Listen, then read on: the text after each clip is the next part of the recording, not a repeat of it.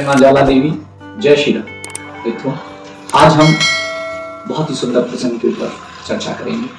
रामायण में सुंदरकांड में जब हनुमान जी माता सीता की खोज कर भगवान श्री राम से जाकर मिलते हैं और भगवान उनसे पूछते हैं कि सीता जी कैसी है, तो भगवान उनकी पीड़ा के बारे में जानना चाहते हैं। हनुमान जी बताते, विरह अग्नि तनु तूल समीरा, श्वास जरे छन माहि शरीरा, नयन स्रवहि जल निज हित लागी, जरे न पाव देह विरहागी।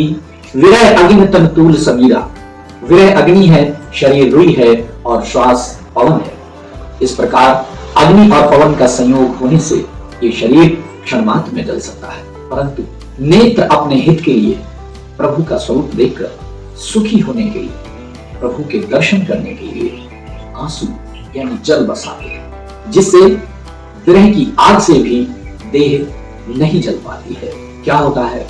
विरह तो अग्नि है, मां सीता के अंदर विरह है, शरीर रुई के समान है, श्वास पवन है, लेकिन मां भगवती भगवान श्री राम का स्मरण करती है तो उनकी यादों से उनके नेत्रों में आंसू आ जाते हैं, जो उस विरह की अग्नि से देह नहीं जल पाते। हनुमान जी भगवान श्री राम को बताते हैं कि सीता जी की विपत ऐसी है, आप ना जाने तो भी अच्छा है। सीता के अति विपत्ति विशाला, विनहि कहे भली दीन दयाला।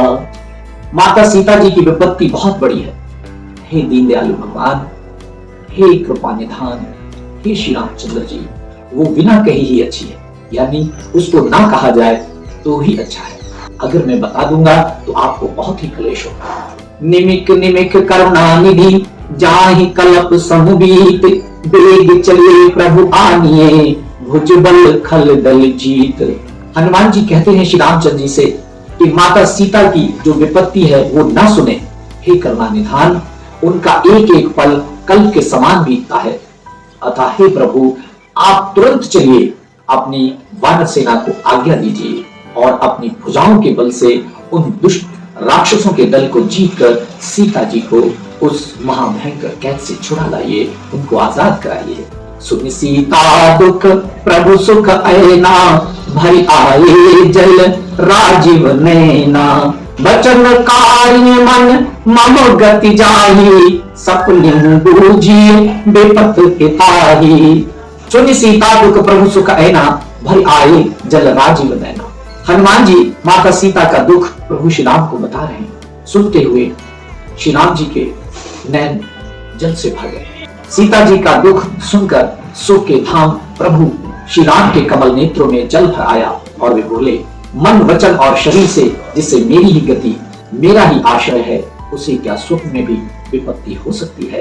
कहे हनुमंत विपत्ति प्रभु सोई, जब तब सुमिरन भजन न होई, केतिक बात प्रभु जात धान की, रिपुहि जीत आन भी जान की। कह हनुमंत विपत्ति प्रभु सोई, जब तब सुमिरन भजन न होई। हनुमान जी ने कहा, हे प्रभु विपत्ति तो वही है जब आपका भजन और स्मरण ना हो। कितनी बड़ी बात हनुमान जी कह रहे हैं। हमारे और आपके जीवन में जिस दिन भी प्रभु का स्मरण ना हो, हम पूजा पाठ ना करें, ध्यान ना करें, जब तक ना करें, उस दिन समझ लेना कि हमसे कुछ छूट रहा है। बहुत बड़ी वो विपत्ति है हमारे जीवन की। हमें प्रभु का स्मरण जिस रूप में भी करते हैं, हमें करते रहना चाहिए। हम ध्यान करते हैं, हम पूजा पाठ करते हैं, मंत्रों का जाप करते हैं, जिस भी तरह से हम ईश्वर का स्मरण करते हैं वो हमें करना चाहिए। हनुमान जी कहते हैं कि प्रभु विपत्ति तो हुई है जब आपका भजन और स्मरण ना हो। हे प्रभु, राक्षसों की बात ही कितनी, आप तो शत्रुओं को जीत कर जानकी जी को ले आवेंगे, ऐसा विश्वास है। सुनो कपितो ही समान उपकारी, नहीं को सुर नर मुनि तनुधारी, प्रति उपकार करो का तोड़ा, सन्मुख हो न सकत मन मोरा। सुनो कपितो ही समान उपकारी, भगवान कहते हैं हे हनुमान जी सुनो, आपके समान मेरा कोई उपकारी देवता, मनुष्य अथवा मुनि कोई भी शरीरधारी नहीं है।